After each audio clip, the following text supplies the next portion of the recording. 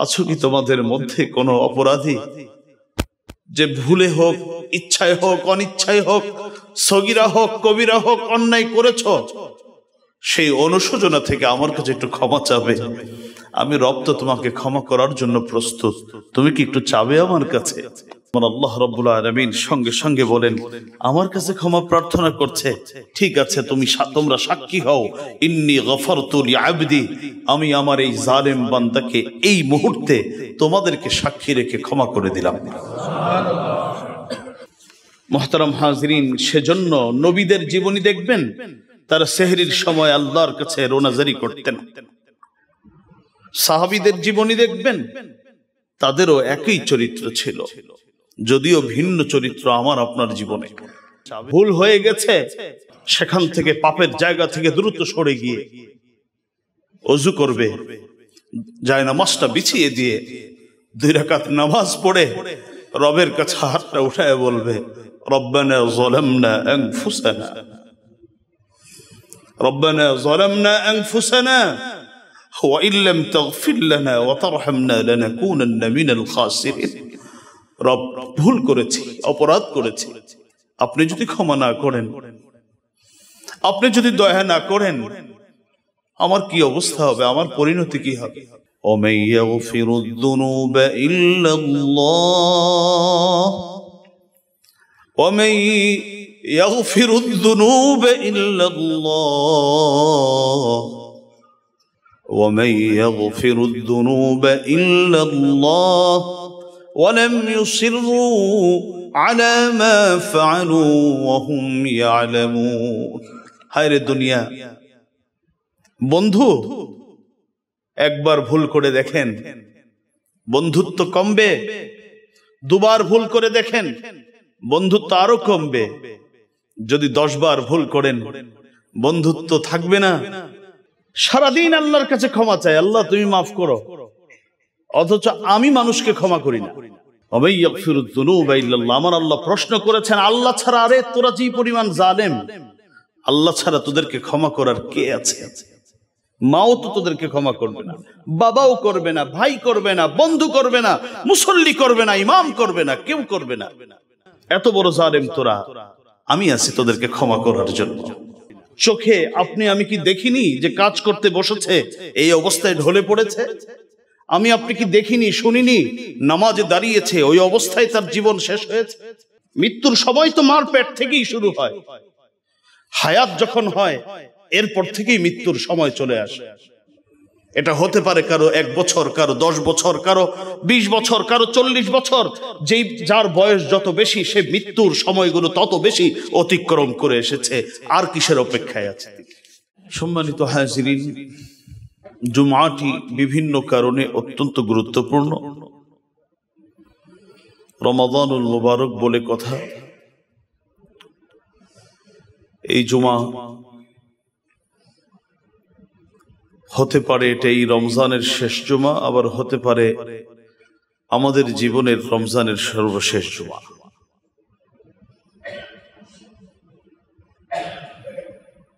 রমাদান যখন শেষ হয়, যারা প্রকৃত মুমিন ছিলেন, যোগশ্রেষ্ঠ মুমিন যারা ছিলেন, তারা রমাদানের শেষ দিকে খুব ভীত সন্ত্রস্ত হয়ে পড়তেন।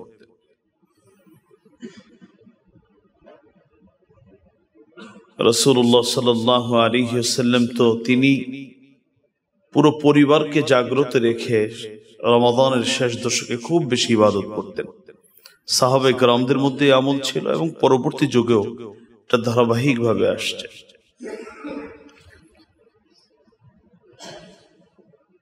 এখন হলো আমাদের সেই সময়, যেই সময়গুলো উপর নির্ভর করবে আমাদের সফলতা এবং ব্যর্থতা।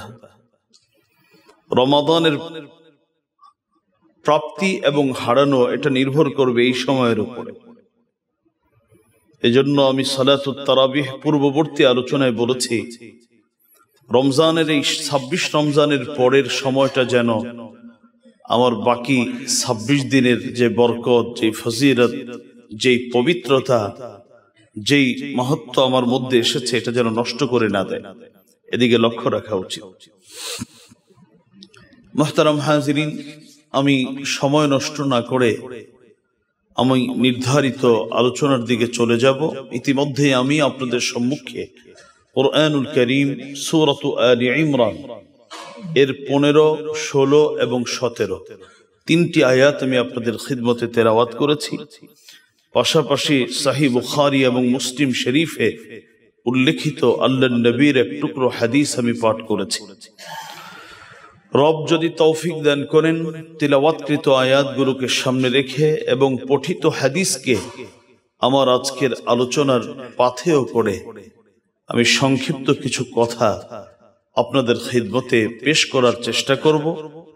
আসুন রোজা অবস্থায় দোয়া করি, আল্লাহ যেন আমাকে কথাগুলো ইখলাসের সাথে বলার, উপকারী কথা বলার, আর আপনাদেরকেও কথাগুলো প্রথমত নিজে আমল করার নিয়ত এবং পরবর্তীতে অন্যের কাছে কথাগুলো পৌঁছে দেবার নিয়তে কথাগুলো শোনার তৌফিক দান করুন, আমিন।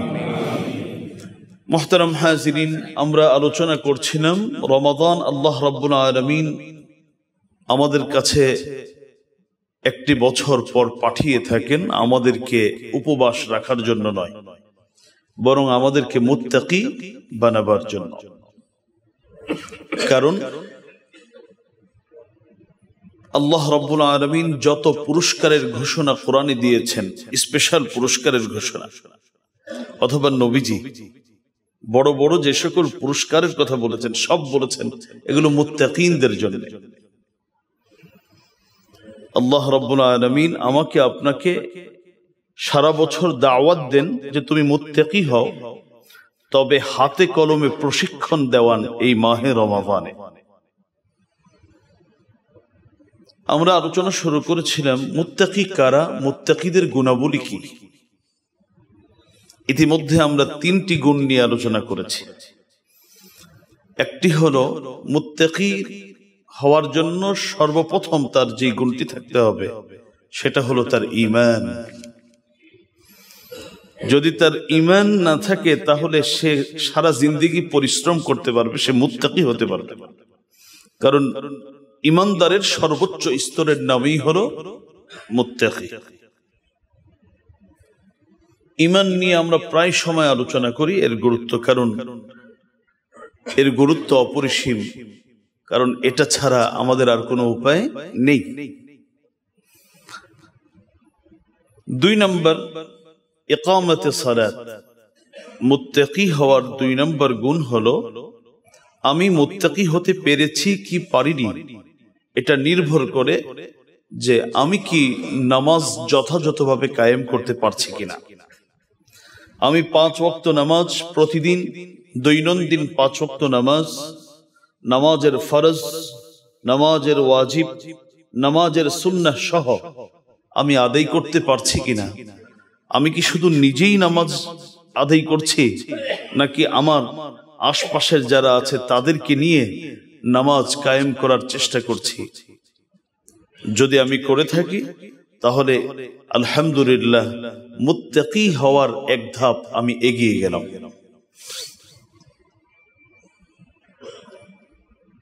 3 নম্বর ওয়ামিম্মা রাযাকনাহুম ইউনফিকুন। আল্লাহ রাব্বুল আলামিন সূরা আলে ইমরানে বলেছেন, যারা সচ্ছল অবস্থায় আল্লাহ রাব্বুল আলামিনের পথে নিজের আখিরাতকে কামাবার জন্য দান করে, অসচ্ছল অবস্থায়ও তার সামর্থ্যের জায়গা থেকে দান করে। যখন অনেক থাকবে তখন অনেক দিবে, যখন কম থাকবে তো কম দিবে, কিন্তু এই দেওয়ার যেই আমল এটা তার বন্ধ হবে না। এটা হলো মুত্তাকিনদের 3 নম্বর গুণ।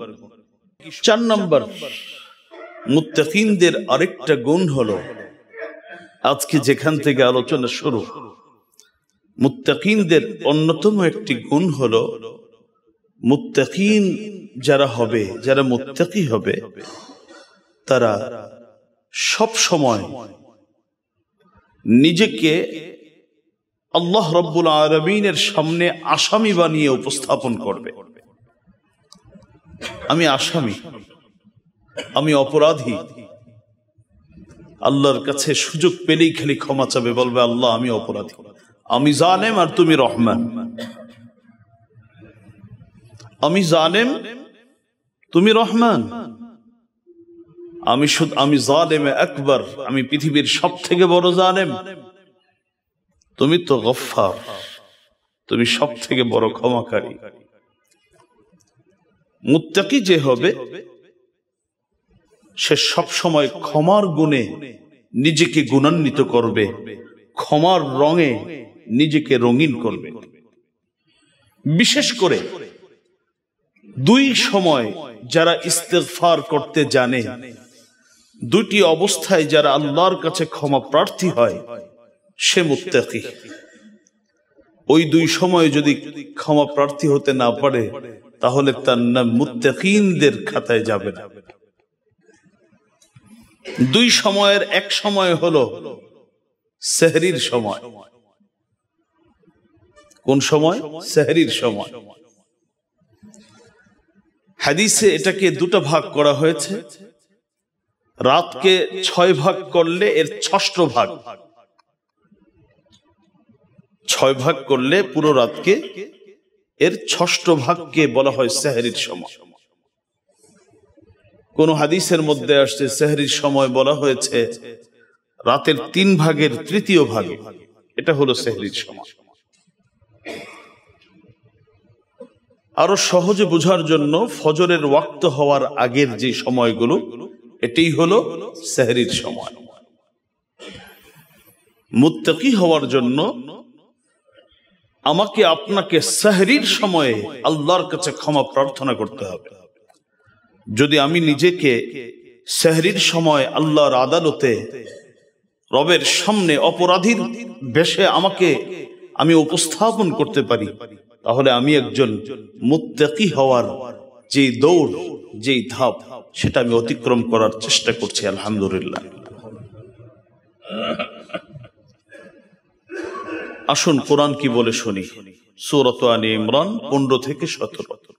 আল্লাহ বলেন, লিল্লাযীনা ইত্তাকাউ ইনদা রাব্বিহিম জান্নাত, লিল্লাযীনা ইত্তাকাউ ইনদা রাব্বিহিম জান্নাতুন তাজরি মিন তাহতিহাল আনহারু খালিদিনা ফিহা ওয়া আযওয়াজুন মুতাহহারাতুন ওয়া রিদওয়ানুম মিনাল্লাহ والله بصير بالعباد الذين يقولون ربنا إننا آمنا فاغفر لنا ذنوبنا وقنا عذاب النار للذين اتقوا عند ربهم, যারা তাকওয়ার জীবন অবলম্বন করবে তাদের জন্য তাদের রবের কাছে রয়েছে জান্নাত, এমন জান্নাত তাজরি মিন তাহতিহাল আনহার, যার পাদদেশ দিয়ে, যার তলদেশ দিয়ে, যার নিচ দিয়ে নহর প্রবাহিত। খালিদিনা ফিহা, সেই জান্নাতে চিরকাল থাকবে। পৃথিবীর জীবনে এত সুন্দর বাসার মধ্যে 1 বছরও থাকার সুযোগ পায়নি, তো সেখানে চিরকাল থাকার সুযোগ পাবে। ওয়া আযওয়াজুম মুতাহহারা, সেই জান্নাতে তার পবিত্র স্ত্রী থাকবে। ওয়া রিদওয়ানুম মিনাল্লাহ, এবং আল্লাহর সন্তুষ্টি ওই জান্নাতে আমার আল্লাহ রাব্বুল আলামিন ওই বান্দার জন্য ঘোষণা দিয়ে দিবেন যে আমি তোমার প্রতি সন্তুষ্ট। সারা জীবন আমাকে ইবাদতের মাধ্যমে সন্তুষ্ট করতে চেয়েছ, আর এখন আমি তোমাকে ঘোষণা দিলাম আমি তোমার প্রতি সন্তুষ্ট আছি। আমার আল্লাহ বান্দা কি করেন খুব ভালো করে দেখেন। রাতের দিনের প্রকাশ্যে গোপনের সবকিছু তিনি দেখেন। আমার আল্লাহ রাব্বুল আলামিন মুত্তাকিনদের গুণ বলছেন আল্লাযীনা ইয়াকুলুনা রাব্বানা ইন্নানা আমান্না ফাগফির লানা যুনুবানা ওয়া কিনা আযাবান নার। মুত্তাকি তো তারা যারা বলে, হে রব, আমি তোমার প্রতি ঈমান এনেছি, সুতরাং তুমি আমাকে ক্ষমা করে দাও এবং আমাকে জাহান্নামের আযাব থেকে রক্ষা করো।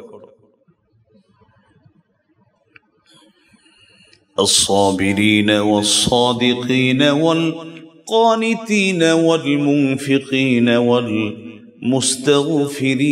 بالأسحار। মুত্তাকিনদের আরো গুণ আমার আল্লাহ বলেন, তারা ধৈর্যশীল হবে, তারা সত্যবাদী হবে, তারা ধৈর্যশীল হবে। এগুলো নিয়ে বিস্তারিত কথা ইনশাআল্লাহ পরে বলবো।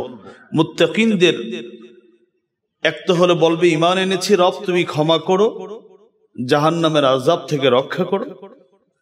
তারা ধৈর্যের গুণে নিজেকে গুণান্বিত করবে, কথা বলার সময় সত্য কথা বলবে, নিজের আল্লাহ প্রদত্ত অর্থ থেকে অকাতরে ব্যয় করবে। ওয়াল মুনফিকিন ওয়াল মুস্তাগফিরিন বিল আসহার। আর সেহরির সময় তারা কি করবে? আল্লাহর কাছে ক্ষমা প্রার্থনা করবে। কোন সময়? সেহরির সময়। সূরাত আলে ইমরান 15 থেকে 17। আশ্চর্য, আমার আল্লাহ রাব্বুল আলামিন এই সূরাত আলে ইমরানের 15 থেকে 17 এই আয়াতগুলোর মাঝে মুত্তাকিনদের অনেকগুলো গুণ বলেছেন, কিন্তু শুরু গুণ বলেছেন তারা ক্ষমা প্রার্থনা করে। এরপরে বিভিন্ন আমলের কথা বললেন, আবার শেষেও বললেন সেহরির সময় তারা ক্ষমা প্রার্থী হয়। অর্থাৎ তাদের জীবনের শুরু শেষ শুধু আল্লাহর কাছে ক্ষমা প্রার্থনা। বিশেষ করে সেহরির সময় তারা আল্লাহর কাছে ক্ষমা প্রার্থনা করতে ভোলে না। এবার প্রশ্ন হলো, সেহরির সময়ে ক্ষমা প্রার্থনার কেন? আসরের পরে করলে কি সমস্যা? এত ঘুমটা নষ্ট করার কি দরকার? এশার পরে করে নেই না। সেহরির সময়ের এক আলাদা মর্যাদা রয়েছে। একটা কারণ তো সেহরির সময় বরকতি সময়। আমি কিছুদিন আগে আলোচনায় বলেছিলাম, আকিমিস সালাতা লিদুলুকিশ শামসি ইলা গাসাকিল লাইলি ওয়া কুরআনাল ফাজর ইন্না কুরআনাল ফাজরি কানা মাশহুদা। ফজরের নামাজ এবং আসরের নামাজ, এই দুটো নামাজ কেন গুরুত্বপূর্ণ আমি বিভিন্ন হাদিস দ্বারা প্রমাণ করার চেষ্টা করেছি। কারণ এই দুই নামাজের সময় ফেরেশতাদের মিলন ঘটে। আমাদের কৃতকর্ম যারা সংরক্ষণ করেন, এই ফেরেশতাদের মিলন ঘটে ফজর এবং আসরে। শুধু মিলন ঘটে তা নয়, হাদিসের মধ্যে এসেছে এই ফেরেশতারা রবের কাছে যান। রব প্রশ্ন করেন, কোথা থেকে এসেছ? আমার বান্দাদেরকে কোন অবস্থায় রেখে এসেছ? তারা জবাবে বলে, আল্লাহ আপনার বান্দাদেরকে ফজরের সময় গিয়ে বলে, এই ঘন্টা ব্যাপী দেখছি আপনার কাছে শুধু ক্ষমা প্রার্থনা করছে।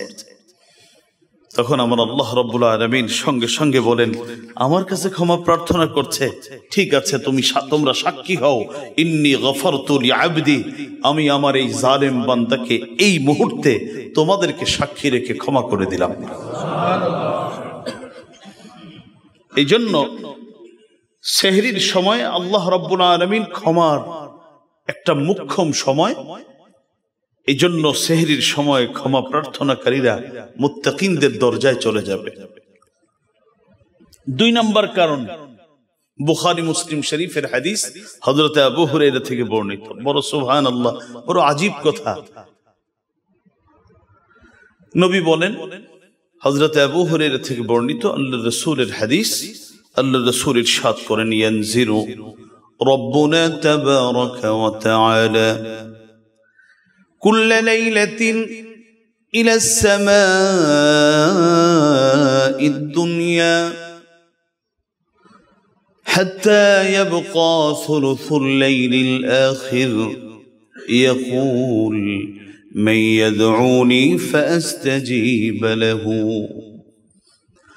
من يسألني فأعطيه من يستغفرني فأغفر له رواه البخاري ومسلم أو كما قال عليه الصلاة والسلام আল্লাহর রাসূল বলেন প্রতি রাত্রিতে, হাদিসটা ভালো করে আত্মস্থ করা উচিত, প্রতি রাত্রিতে যখন রাতের 3 ভাগের 2 ভাগ শেষ হয়ে তৃতীয় ভাগ চলে আসে, তখন আমার রব ইয়ানজিলু রাব্বুনা তাবারাকা ওয়া তাআলা কুল্লা লাইলাতিন ইলা সামাঈদ দুনিয়া, 7 আসমানের মধ্যে সর্বপ্রথম আসমান, এই আসমানে আমার রব চলে আসেন। এর অনেক ব্যাখ্যা, এর মধ্যে একটা তো আমার রবই চলে আসে, আরেকটা হলো আমার রবের রহমত খুব কাছে চলে আসে বান্দার। আমার রব এসে আমাকে আপনাকে ডাকেন, কি বলেন শোনে, নবী বলেন আমার আল্লাহ তখন বলেন মাইয়াদউনি মাইয়াদউনি ফাআস্তাজিবু লাহ, আছো কি কেউ আমাকে ডাকার? আমি এখন ফ্রি, আমার বান্দা বান্দিরা তো বেশিরভাগ শুয়ে আছে, ঘুমায় আছে, আমার কাজ আছে, কিন্তু তারপরেও এখন ক্ষমা চাওয়ার লোক কম, আমাকে ডাকার লোক কম। তোমাদের মধ্যে এমন কেউ কি আছো যে আমাকে একটু ডাকতে চাও? তোমরা এখন আমাকে ডাকো, আমি সঙ্গে সঙ্গে সাড়া দিব। আছো কি কোনো ভিক্ষুক যার কোনো প্রয়োজন আছে? যদি প্রয়োজন থাকে সেটা আমার কাছে চাও, আমি তোমার চাওয়াকে পূরণ করব। আছো কি তোমাদের মধ্যে কোনো অপরাধী যে ভুলে হোক, ইচ্ছায় হোক, অনিচ্ছায় হোক, সগীরা হোক, কবিরা হোক, অন্যায় করেছ, সেই অনুশোচনা থেকে আমার কাছে একটু ক্ষমা চাবে? আমি রব তো তোমাকে ক্ষমা করার জন্য প্রস্তুত, তুমি কি একটু চাবে আমার কাছে? বুখারী এবং মুসলিম শরীফের হাদিস। মুহাদ্দিসিনে কেরাম বলেন 24 ঘন্টা সময়ের মধ্যে শুধু সেহরির সময় আমার রব আমাকে আপনাকে ডেকে বলেন আছো ক্ষমা চাওয়ার, ক্ষমা চাও, আমি তোমাকে ক্ষমা করব। তো এই সময়টা হলো আমার রবের ক্ষমা করার সময়। সুতরাং এটা মুত্তাকি যারা, তারা এই সময়টা না ঘুমায় না দুনিয়ার কোনো কাজ করে, তারা এই সময়টা আল্লাহর কাছে ক্ষমা প্রার্থনা করে।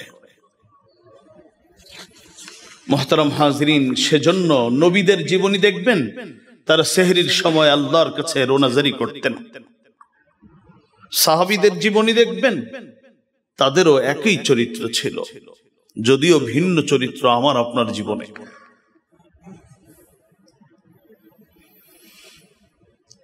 যেহেতু আলোচনার বিষয়বস্তু একটু দীর্ঘ, এই জন্য আমি সবার কথা বলবো না, দুজনের কথা বলবো, একজন নবী আরেক সাহাবী। হযরতে মুহারিব ইবনে দিসার একজন তাবিঈ, তার চাচার কাছ থেকে হাদিস বর্ণনা করেন। মুহারিব তার চাচার কাছ থেকে বলেন, চাচা বলেন যে আমি আতিল মসজিদা ফি সাহরি, আমি সাহরির সময় ফজরের নামাজ পড়ার জন্য একটু আগে আগে মসজিদে চলে যেতাম।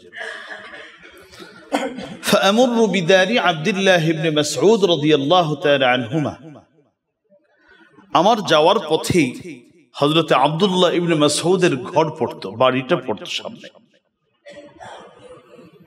তা আমি প্রতিদিন যখন সেহরির সময় ফজরের নামাজ পড়ার জন্য একটু আগে আগে মসজিদে চলে যেতাম, যাওয়ার পথে আব্দুল্লাহ ইবনে মাসউদের ঘর, তা আমি ঘরের ভিতর থেকে আমি ভিন্ন রকমের দোয়ার শব্দ শুনতাম। হযরত আব্দুল্লাহ ইবনে মাসউদ বলতেন, আল্লাহুম্মা আমারতানি ফাআতাতু ওয়া দাউতানি ফাআজাবতু ওয়া হাযা আস-সাহর ফাগফির লি। আল্লাহু আকবার। হযরত আব্দুল্লাহ ইবনে মাসউদ বলতেন, হে আল্লাহ, আপনি আমাকে হুকুম দিছেন রাতের শেষ সময়ে উঠে নামাজ পড়তে, আমি তো পড়ছি। আপনি ডাক দিয়েছেন শেষ রাতে সেহরির সময়ে, আমি আপনার ডাকে সাড়া দিয়েছি। আমার সামর্থ্যের জায়গা থেকে যতটুকু পেরেছি ইবাদত করেছি। হে রব, এখন তো সেহরির সময় চলে আসছে, এখন আপনার কাছে আমি আর কিছু চাই না, এখন আপনার কাছে ক্ষমা চাই, আপনি আমাকে ক্ষমা করেন।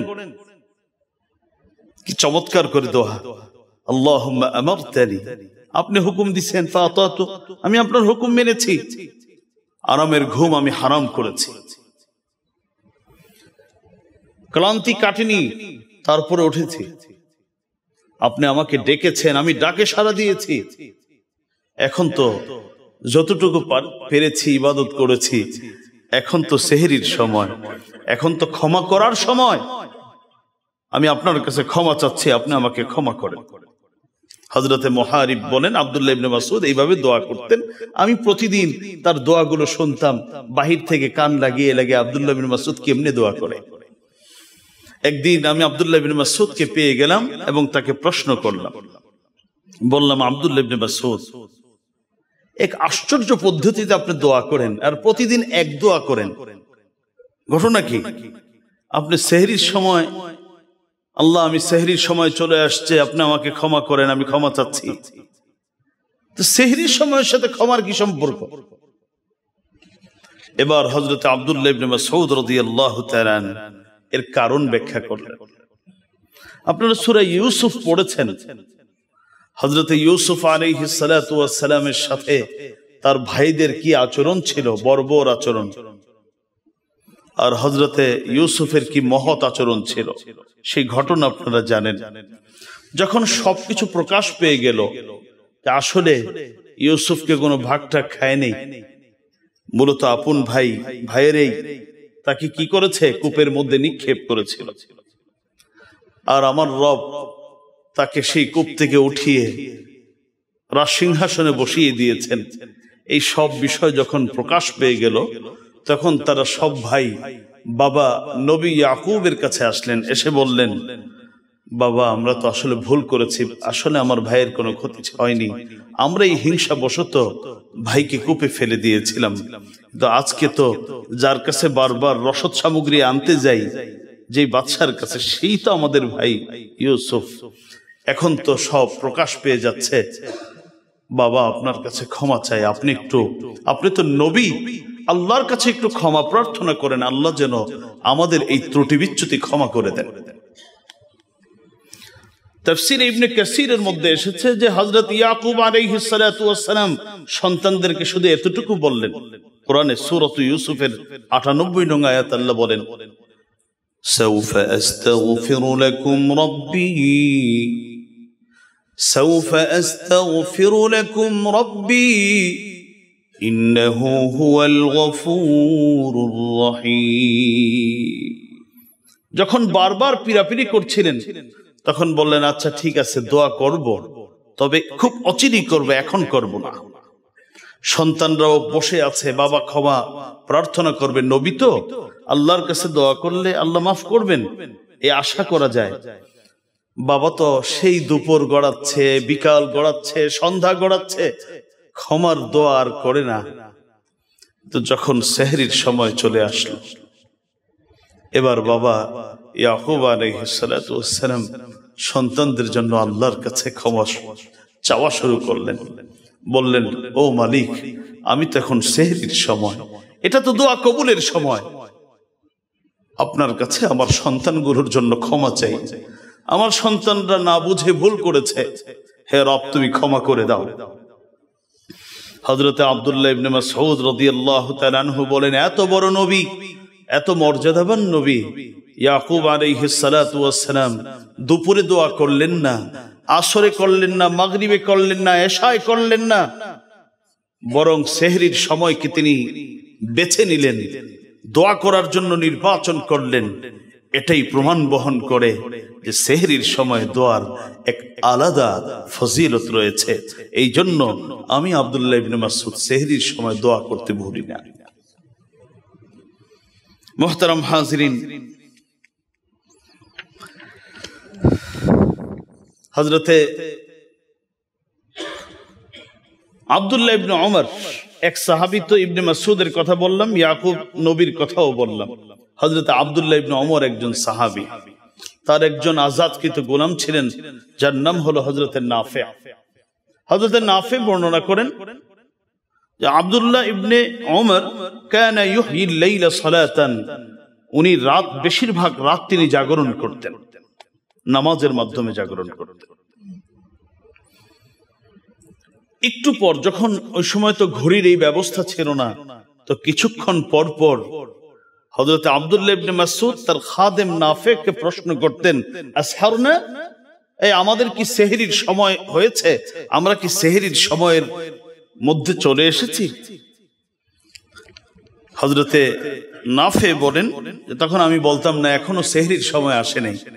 যখনই বলতাম যে সেহরির সময় হয়নি, ফায়ুআবিদুস সালাতা, সঙ্গে সঙ্গে আবার আব্দুল্লাহ ইবনে মাসউদ নামাজে দাঁড়াতেন, আবার নামাজ পড়তেন। কিছুক্ষণ পরে জিজ্ঞেস করতেন, আসহারনা, সেহরির সময় হয়েছে? যখন আমি বলতাম যে হ্যাঁ, এখন সেহরির সময় হয়েছে, হযরতে আব্দুল্লাহ ইবনে ওমর সঙ্গে সঙ্গে নামাজ শেষ করে তিনি আল্লাহর কাছে ক্ষমা প্রার্থনা শুরু করতেন। একেবারে ফজর হওয়া পর্যন্ত শুধু আল্লাহর কাছে ক্ষমা চাইতেন। তাহলে মুত্তাকিনদের তারা ক্ষমা চাওয়ার গুণে গুণান্বিত হবে, বিশেষ করে কখন? সেহরির সময়। 2 নম্বর, মুত্তাকিনরা দ্বিতীয় যেই সময়ে তারা ক্ষমা প্রার্থনা করতে ভুলবে না, সেটা হলো সূরাত আলে ইমরানের 135 নং আয়াত।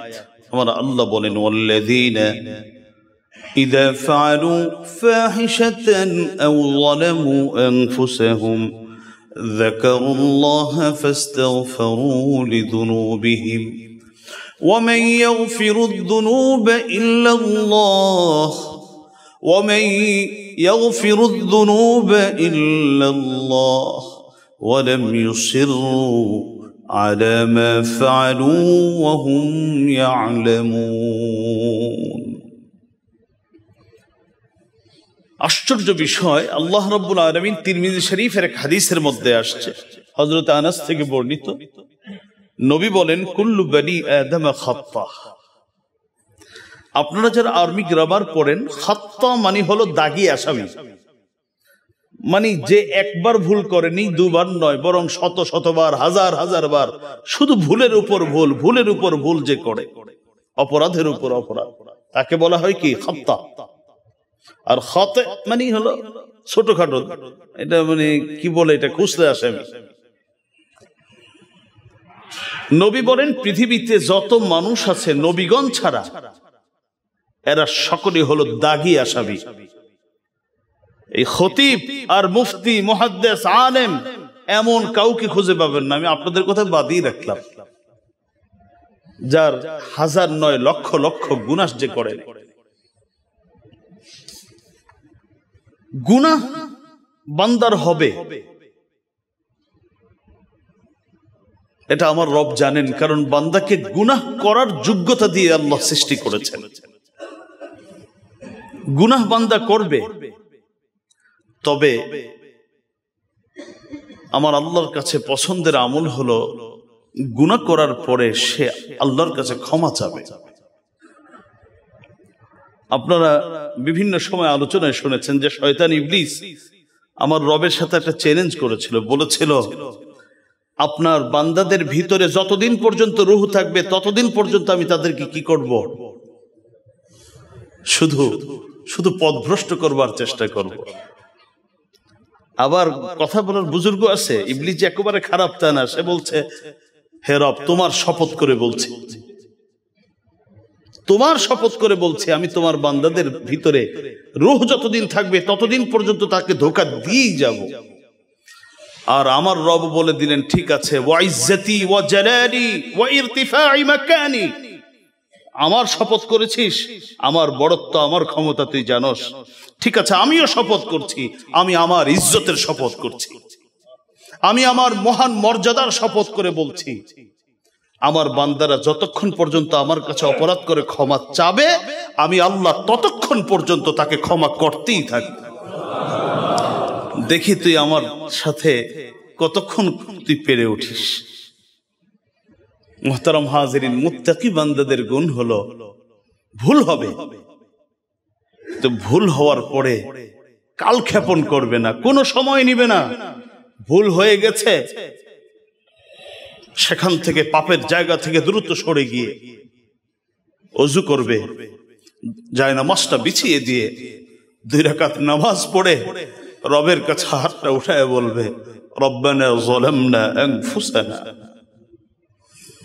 রব্বানা যালামনা আনফুসানা ওয়া ইল্লাম তাগফির লানা ওয়া তারহামনা লানাকুনান্না মিনাল খাসিরিন। রব, ভুল করেছি, অপরাধ করেছি, আপনি যদি ক্ষমা না করেন, আপনি যদি দয়া না করেন, আমার কি অবস্থা হবে, আমার পরিণতি কি হবে? লা ইলাহা ইল্লা আনতা সুবহানাক, আপনি একক, আপনি একমাত্র ইবাদতের মালিক, আপনি পবিত্র আর আমি অপবিত্রতার মধ্যে ডুবে আছি, আমাকে আপনি অপবিত্রতা থেকে, গুনাহ থেকে মুক্ত করেন। কালক্ষেপণ করবে না। সূরা আলে ইমরানের 135 নং আয়াত আল্লাহ বলেন, ওয়াল্লাযীনা ইযা ফাআলু ফাহিশা, যদি কোনো অশ্লীল কাজ করে ফেলে, আও যালামু আনফুসাহুম, অথবা নিজের উপর অবিচার করে ফেলে, যাকারুল্লাহা ফাস্তাগফিরু লিযুনুবিহিম, সঙ্গে সঙ্গে আল্লাহকে স্মরণ করে আর অপরাধের জন্য আল্লাহর কাছে ক্ষমা চায়। ومن يغفر الذنوب إلا الله ومن يغفر الذنوب إلا الله ومن يغفر الذنوب إلا الله ولم يصروا على ما فعلوا وهم يعلمون। হায় রে দুনিয়া, বন্ধু একবার ভুল করে দেখেন, বন্ধুত্ব কমবে। 2 বার ভুল করে দেখেন, বন্ধুত্ব আরো কমবে। যদি 10 বার ভুল করেন, বন্ধুত্ব থাকবে না। এই যে সম্পর্ক, দেখবেন একটা যদি ভুল চোখে পড়ে আর সম্পর্ক থাকে না। হায় রে দুর্ভাগা আমরা, সারাদিন আল্লাহর কাছে ক্ষমা চাই, আল্লাহ তুমি মাফ করো, অথচ আমি মানুষকে ক্ষমা করি না। কি আশ্চর্য না? আমি যেটা চাচ্ছি রবের কাছে 24 ঘন্টা, আল্লাহ তুমি আমাকে ক্ষমা করো, আমি ভুল করেছি, অথচ আমি মানুষকে ক্ষমা করি না, আবার আশা করি যে আমি ক্ষমা পাবো। কশিন কালেও না। ক্ষমা পেতে হলে ক্ষমা করা লাগবে, এটা আরেক বিষয়, আমি ইনশাআল্লাহ এর উপর কথা বলার চেষ্টা করব। ক্ষমা যদি পেতে চাই আমি, তাহলে আমাকে মানুষকে ক্ষমা করার গুণে নিজেকে গুণান্বিত করতে হবে। আসুন না, যদি আমি ক্ষমা করতে পারি, আমার রব ক্ষমা করবেন আমাকে। আমার আল্লাহ প্রশ্ন করেছেন, আল্লাহ ছাড়া, আরে তোরা যে পরিমাণ জালেম, আল্লাহ ছাড়া তোদেরকে ক্ষমা করার কে আছে? মাও তো তোদেরকে ক্ষমা করবে না, বাবাও করবে না, ভাই করবে না, বন্ধু করবে না, মুসল্লি করবে না, ইমাম করবে না, কেউ করবে না। এত বড় জালেম তোরা, আমি আছি তোদেরকে ক্ষমা করার জন্য। ওয়ালাম ইউসিরু আলা মা ফাআলু ওয়া হুম ইয়ালামুন। আমার আল্লাহ বলেন, জেনে শুনে তারা ইসরার করে না। ইসরার শব্দটা ভালো করে খেয়াল রাখবেন, তারা জেনে শুনে ইসরার করে না। ইসরার মানে কি? এটাই হলো খুব গুরুত্বপূর্ণ বিষয়। ইসরার মানে হলো আতুবু গাদান, আমি একটু বয়স হয়ে নেই, এরপরে তওবা করব। একবারে বয়স যখন 50-60 হবে, আল্লাহর ঘরে যাব, ওখানে হজ উমরা করে এরপরে ইনশাআল্লাহ আমি মুত্তাকি হয়ে যাব। আর একটু বয়স হোক, এখন তওবা করলে তো তওবা ধরে রাখতে পারবো না। আমি হয়তো আপনাদের সমাজে এরকম নাও থাকতে পারে, আমি বিভিন্ন জায়গায় এই কথাগুলো শুনি। আমি ফিরে আসব একটু বয়স হলে, এটার নাম হলো ইসরার। অর্থাৎ অপরাধ করার পরে অপেক্ষা করা, কালক্ষেপণ করা, পরে তওবা করব, এটা মুত্তাকি নয়। মুত্তাকি হচ্ছে অপরাধ হয়ে যাওয়ার পরে আর অপেক্ষা করে না, আর অপেক্ষা করে না। অপেক্ষা করলে কি সমস্যা শুনবেন? আপনাদেরকে 2টা কথা বলি, তাহলে আপনাদের বুঝে আসবে যে অপেক্ষা করলে কি সমস্যা। 1 নম্বর কথা হলো, হাদিস হযরতে আব্দুল্লাহ ইবনে আমর থেকে বর্ণিত হাদিস, আল্লাহ রাসূল বলেছেন, ওয়াইলুন লিল মুসরিন, যারা অপরাধ করার পরে তাওবার জন্য অপেক্ষায় বসে থাকে যে ভবিষ্যতে করব, নবী বলেন ওরা ধ্বংস হোক, এগুলোর কপাল আরো পুরুক। আল্লাযীনা ইউসিররুনা আলা মা ফাআলু ওয়া হুম ইয়ালামুন, যারা এই অপেক্ষায় থাকে জেনে শুনে যে অপরাধ করছি, আছে কিছু জমা অপরাধ, সময় মতো আল্লাহর কাছ থেকে ক্ষমা চেয়ে একটা কিছু করব। নবীজি ওদের জন্য ধ্বংসের জন্য বদদোয়া করেছেন, ওদের ধ্বংসের জন্য নবী বদদোয়া করেছেন। তবরানী, মুসনাদে আহমদ, বিভিন্ন হাদিসের কিতাবের মধ্যে এই হাদিসটি পাবেন। তাহলে অপরাধ করার পরে কেউ যদি অপেক্ষায় থাকে আমি ভবিষ্যতে তওবা করব, তার জন্য নবীর বদদোয়াও জারি আছে। আর নবীর বদদোয়া কবুল হওয়া, এটা তো আশা করা যায় কবুল হবেই। 2 নম্বর একটা ভয়ঙ্কর কথা, এবং এই কথাটা জানলে আশা করি আর কোন মুসলিম কখনো তওবাতে দেরি করবে না। হাদিসটি আপনারা পাবেন তবরানী, বাইহাকি এবং পৃথিবী সারা আরেকজন মুহাদ্দিস আল্লামা নাসিরউদ্দিন আলবানীর বিখ্যাত কিতাব সহিহ আল জামে। হাদিসটি সহিহ। এই হাদিসের বর্ণনাকারী হযরত আবু উমামা আল বাহিলি রাদিয়াল্লাহু তাআলা, তিনি বলেন রাসূলুল্লাহ সাল্লাল্লাহু আলাইহি ওয়াসাল্লাম ইরশাদ করেছেন, ইন্না সাহিবাশ শিমাল লা ইয়ারফাউল কলম 6 সাআত মিনাল আবদিল মুসলিমিল মুখতি ফাইন নাদিমা ওয়াস্তাগফারাল্লাহ মিনহা আলকাহা ওয়া ইল্লা কুতিবাত ওয়াহিদা। নবী বলেন, দুজন ফেরেশতা, একজন ডান কাঁধে আরেকজন বাম কাঁধে। ডান কাঁধের ফেরেশতার কাজ হলো আমার আপনার ভালো আমল, ভালো কথাগুলো লিখা, আর বাম কাঁধের ফেরেশতার দায়িত্ব হলো আমাদের গুনাহগুলো লিখা। নবী বলেন, ইন্না সাহিবাশ শিমাল লা ইয়ারফাউল কলম 6 সাআত। বাম কাঁধে থাকা ফেরেশতা, বান্দা যদি কোনো অপরাধ করে, আল আবদিল মুসলিমিল মুখতি, কোন মুসলিম বান্দা যদি অপরাধ করে, তার অপরাধ লিখতে 6 ঘন্টা পর্যন্ত বিলম্ব করেন।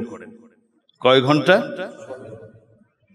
আবারও শুনেন, রাসূলুল্লাহ সাল্লাল্লাহু আলাইহি ওয়াসাল্লাম বলেছেন, ইন্না সাহিবাশ শিমাল লা ইয়ারফাউল কলম 6 সাআত আনিল আবদিল মুসলিমিল মুখতি।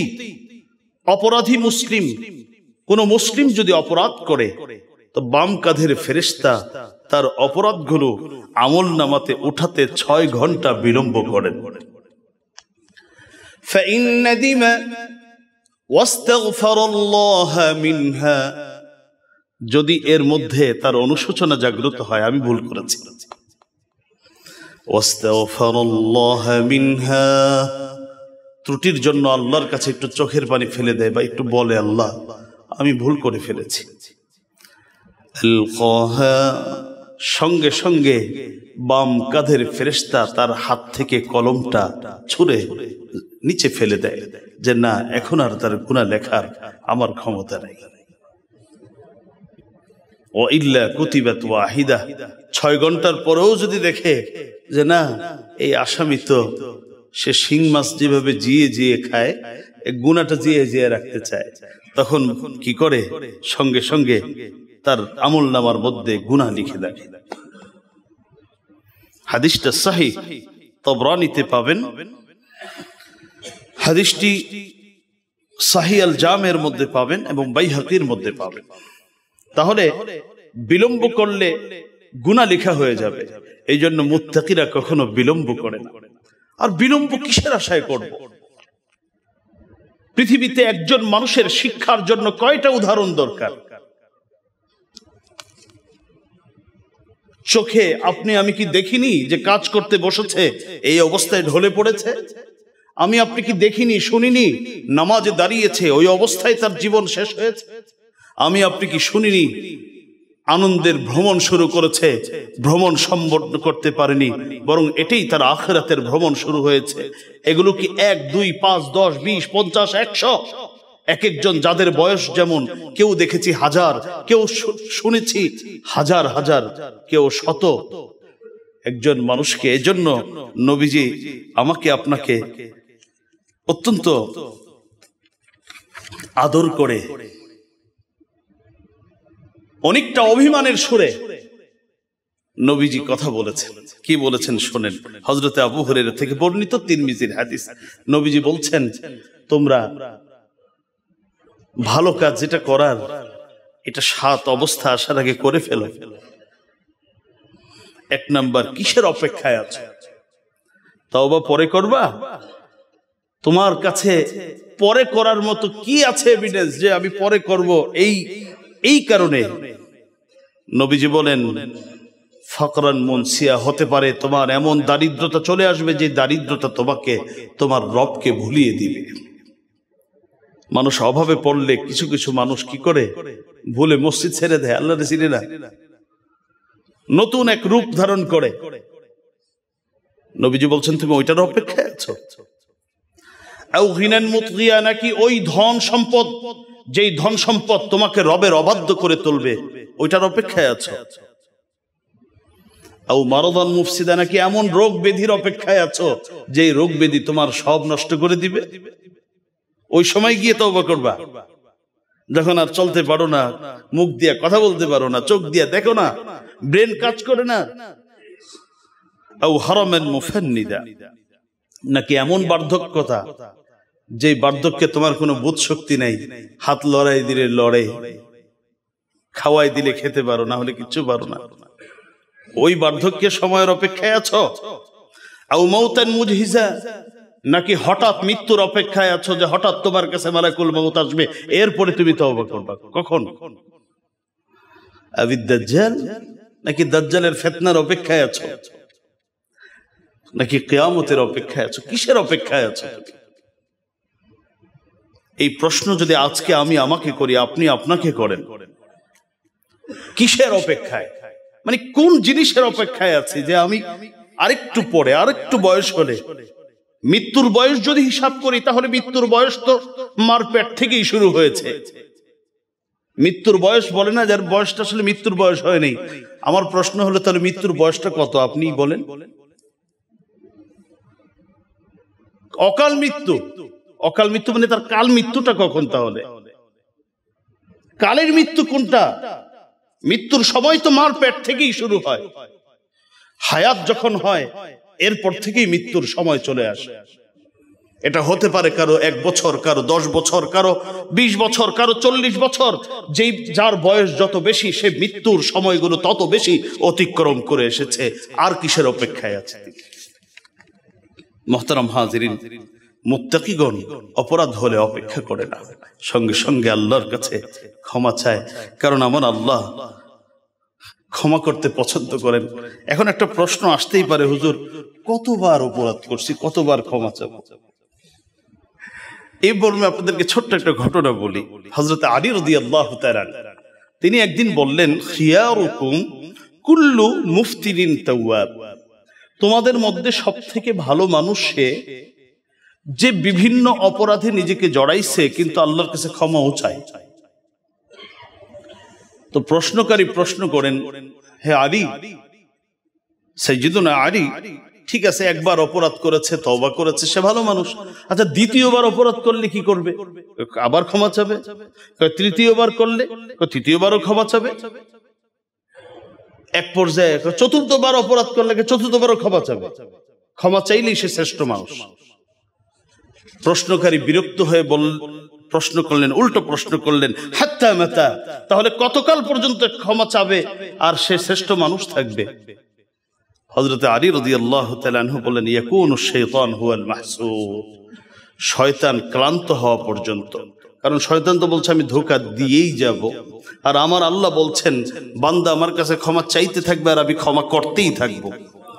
ও কতক্ষণ পর্যন্ত ধোঁকা দিতে পারে, ততক্ষণ পর্যন্ত তুমি ইস্তেগফার করতে থাকো, আল্লাহর কাছে ক্ষমা চাও, অক্লান্ত হয়ে পড়বে। আমার আল্লাহর শক্তি কম নাই, তুমি খালি ক্ষমা চাও, আল্লাহ ক্ষমা করবে। মুহতারাম হাজিরিন, আল্লাহর কাছে পৃথিবীতে 2 ফুটো পানি বড় দামি। পৃথিবীতে কত দামি পানি তো আমরা চোখে দেখেছি, শুনেছি, তাই না? কিন্তু এমন কিছু পানি আছে জমজম পানির থেকেও দামি। সুবহানাল্লাহ বিহামদিহি। এবং এটা আল্লাহর কাছে বড় পছন্দের পানি। হযরতে আবু উমামা আল-বাহিলি থেকে বর্ণিত সহিহ তিরমিজির হাদিস, যে হাদিসকে আল্লামা আল-আলবানী সহিহ বলেছেন। তিনি বলেন, লাইসা শাইউন আহাব্বা ইলাল্লাহ মিন কতরাতাইন আও আসারাইন, কতরাতুম মিন দুমুইন মিন খাশিয়াতিল্লাহ ওয়া কতরাতু দামিন তুহরাকু ফি সাবিলিল্লাহ। 2 ফুটো পানি জমিন এবং আসমানের মধ্যে যা কিছু আছে এর মধ্যে সব থেকে বেশি আল্লাহর কাছে পছন্দের 1 ফুটো পানি হলো আল্লাহর দ্বীনকে হেফাজতের জন্য। জালেমের বিরুদ্ধে মজলুমের পক্ষে কোনো যুদ্ধ যদি হয়, কোনো লড়াই যদি বাঁধে, সেখানে লড়াই করতে গিয়ে যদি শরীর থেকে রক্ত পড়ে, আমি আপনি আফসোস করি। হ্যাঁ, এগুলো আমাদের আফসোস যে এই জায়গাটায় আমার থাকা উচিত ছিল। ওখান থেকে যে রক্তের ফোঁটাটা পড়ছে, আল্লাহর নবী বলেন আমার আল্লাহর কাছে ওই রক্তের ফোঁটা পৃথিবীর সবকিছু থেকে বেশি পছন্দের। আরেকটা পছন্দের পানি হলো বান্দা যখন তার ত্রুটি বিচ্যুতির কথা স্মরণ করে আল্লাহর ভয়ে একটু কেঁদে ফেলে, 1 ফোঁটা চোখের পানি যদি ফেলে দিতে পারে, এই পানি তামাম পৃথিবীর সব কিছু থেকে বেশি দামি, আমার আল্লাহর কাছে বেশি পছন্দের। তিরমিজির হাদিস। মুহতারাম হাজিরিন, মুত্তাকিদের গুণ সেহরির সময় কাঁদে, মুত্তাকিনদের গুণ অপরাধ হলে আর অপেক্ষা করে না। আসুন না, রমজান আমাকে আপনাকে তাকওয়ার প্রশিক্ষণ দিল। আজকেই আমরা এই এখন থেকে শেষ চাঁদ ওঠা পর্যন্ত আমরা এই গুণে নিজেকে পরিপূর্ণ গুণান্বিত করে আমরা রমাদানের মধ্যেই নিজেকে পরিচ্ছন্ন করি, নিজেকে গুনাহমুক্ত করি এবং সারা বছর চেষ্টা করি রমজানের শেষ 10 দিন, হায় রে সারা দিন আমল, এই এনার্জি পাই করতে। খাওয়ান দাওয়ানো তো নাই, সারাদিন খাচ্ছে না, মাগরিব জামাতের সাথে পড়ছে, এশার সময় এসে প্রায় 2.5 ঘন্টা 3 ঘন্টা দাঁড়ায় আছে, রাতে ঘুমায় না, দিনে কাজ করে, আবার কিয়াম পড়ে। অথচ এই লোকটারে কদিন পরে আর ফজরে খুঁজে পাই না। এইটা কোন কিয়ামুল লাইল? আমি আপনাদের কাছে উদারত আহ্বান রাখবো, আসুন এই মুত্তাকিনদের গুণগুলো আমি ধারাবাহিক আলোচনা করব। যেই গুণগুলো শুনলাম এগুলো আমার আপনার মধ্যে আনার, তাহলে রমজান সার্থক হবে। আর এই রমজান আমার জন্য আপনার জন্য রহমতের মাস হবে। রমজান আমার জন্য আপনার জন্য মাগফিরাতের মাস হবে। রমজান আমার আপনার জন্য নাজাতের মাস হবে। সবার জন্য রমজান রহমতের মাস নয়। আপনারা মুহাদ্দিসিনে কেরামকে হাদিসের ব্যাখ্যা জিজ্ঞেস করুন, সবার জন্য রমজান মাগফিরাতের মাস নয়, সবার জন্য নাজাতের মাস নয়। এটা হলো যারা রমজান থেকে উপকৃত হতে পারবে তাদের জন্য এটা রহমত, মাগফিরাত, নাজাতের মাস। আল্লাহ আমাদেরকে বুঝার এবং সেই অনুযায়ী জীবন গড়ার তৌফিক দান করুন, আমিন। ওয়া আখিরু দাওয়ানা আলহামদুলিল্লাহি রাব্বিল আলামিন। আসসালামু আলাইকুম ওয়া রাহমাতুল্লাহি ওয়া বারাকাতুহু।